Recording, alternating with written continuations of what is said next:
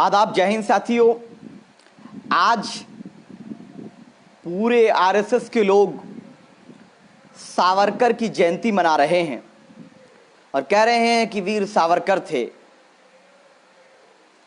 तो आज का टॉपिक यही है कि जनता तक, देश के 138 करोड़ लोगों तक ये संदेश जाना चाहिए कि सावरकर वीर थे या सावरकर अंग्रेजों से माफी मांगने वाले कायर थे।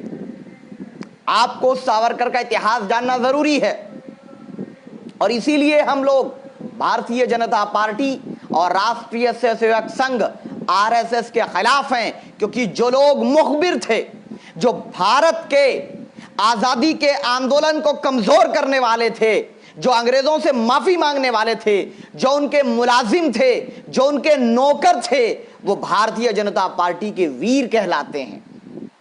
और आज देश को गुमराह किया जा रहा है कि सावरकर वीर थे। ये सावरकर वही थे जो इनडायरेक्टली महात्मा गांधी जी के कत्ल में इन्वॉल्व थे, इनके और इनकी तंजीम के लोग।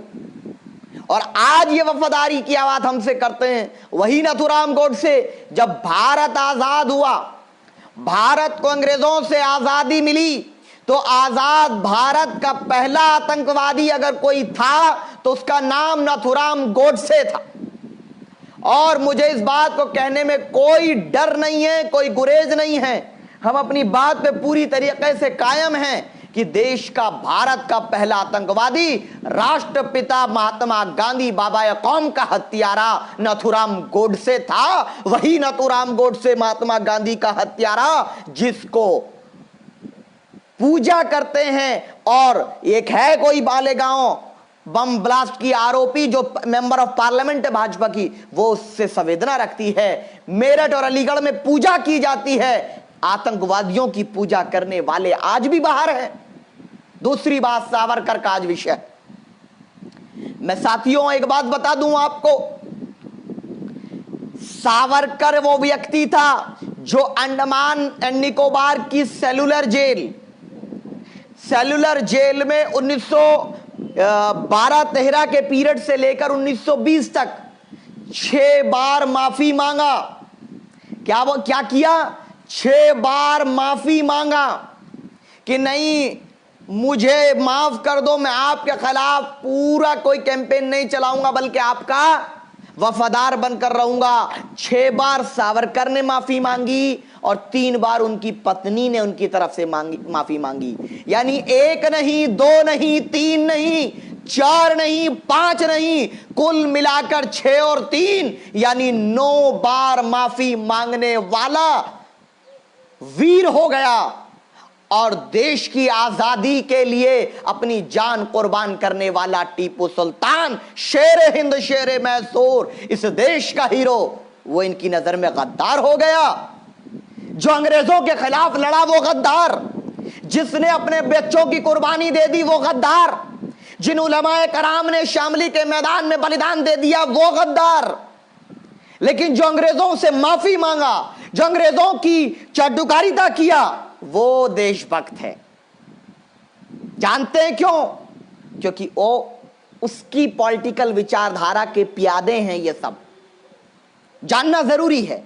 और एक चीज और, अगर कोई भी व्यक्ति अरे क्या बोल रहे भैया, इसकी सुनते पहले। ये कह रहे हैं, और don't try to teach us brother, we are enough, we can answer. और यही खामोशी करके ये अकलमंद का ठेकेदार बनने वाले लोगों ने ये मत बोलो वो मत बोलो। अरे भारत की अस्मिता पर आंच आए, भारत के हत्यारे, भारत के राष्ट्रपिता के हत्यारों को पूजा जाए और हम खामोश रहें। देश के दलितों को गुलाम बनाने का षड्यंत्र रचने वाला, बैकवर्ड क्लास के लोगों को गुलाम बनाने का षड्यंत्र रचने वाला ये सावरकर, हिंदू राष्ट्र का सपना देखने वाले को लोग वीर कहें तो हम चुप रहें? देश को मजहब के नाम पर बांटने का प्रयास किया जाए और हम चुप रहे? नहीं हो सकता। ये भारत हमारा है, भारत की मिट्टी का एक एक कतरा हमारा है, और इससे हमको बेइंतहा प्रेम है, और तब तक हम इसकी आवाज उठाएंगे जब तक हमारे हलक में जबान रहेगी, मुंह में जबान रहेगी। सुनिए बात को। दूसरी और अहम चीज, अगर कोई सावरकर को वीर मानता है तो वो भगत सिंह का अपमान करता है। एक तरफ भगत सिंह ने फांसी के फंदे को कबूल कर लिया, अपनी जान का बलिदान दे दिया। सुखदेव ने, भगत सिंह ने, टीपू सुल्तान ने, सुभाष चंद्र बोस ने कहा तुम मुझे खून दो मैं तुम्हें आजादी दूंगा। सावरकर ने कहा तुम मुझे माफी दो मैं तुम्हारे साथ वफादार बन जाऊंगा। अंग्रेजों, ये वफादार है मुल्क के। नहीं नहीं, हमारे हीरो भगत सिंह हो सकते, हमारे हीरो सुखदेव हो सकते, आजादी की लड़ाई के हमारे हीरो वो तमाम उलेमाए कराम हो सकते कि जो लाहौर तक, दिल्ली से लाहौर तक तमाम पेड़ों पर उलेमाए कराम के सर टांग दिए गए थे, क्योंकि ये कौम अंग्रेजों से मुकाबला कर रही थी। और आज भी अगर भारतीय जनता पार्टी आरएसएस के लोगों को 1857 का इतिहास जानना चाहते हो तो आओ मेरठ शहर को। 84 में से 57 नाम मुसलमान हैं, क्योंकि देश की आजादी की लड़ाई धर्म के नाम पर नहीं लड़ी गई थी, भारत की मिट्टी से प्रेम के नाम पर लड़ी गई थी। और आज ये लोग भारत से प्रेम नहीं, भारत के ऊपर अपनी विचारधारा थोपना चाहते हैं। चीज और, सावरकर ये नहीं चाहता था। ये मेरे हाथ में भारत का संविधान है, ये सावरकर नहीं चाहता था। सावरकर ने एक आइडियोलॉजी बनाई जिसका नाम हिंदुत्व रखा। एक ये पॉलिटिकल आइडियोलॉजी थी, एक राजनीतिक प्रोपेगेंडा था।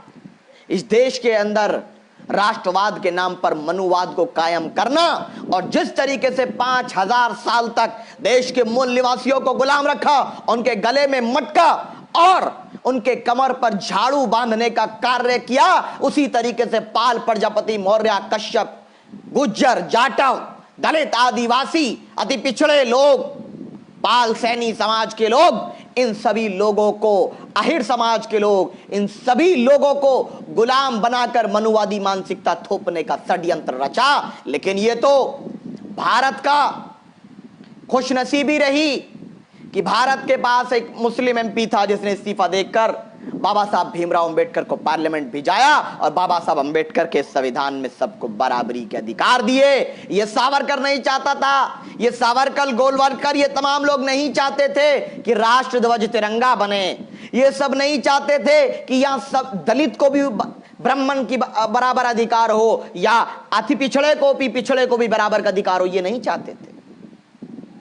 लेकिन ये बात करना जरूरी है। जो लोग, हम उसको आज माफी दिवस या कायरता दिवस कहेंगे, ये कोई वीरता नहीं है।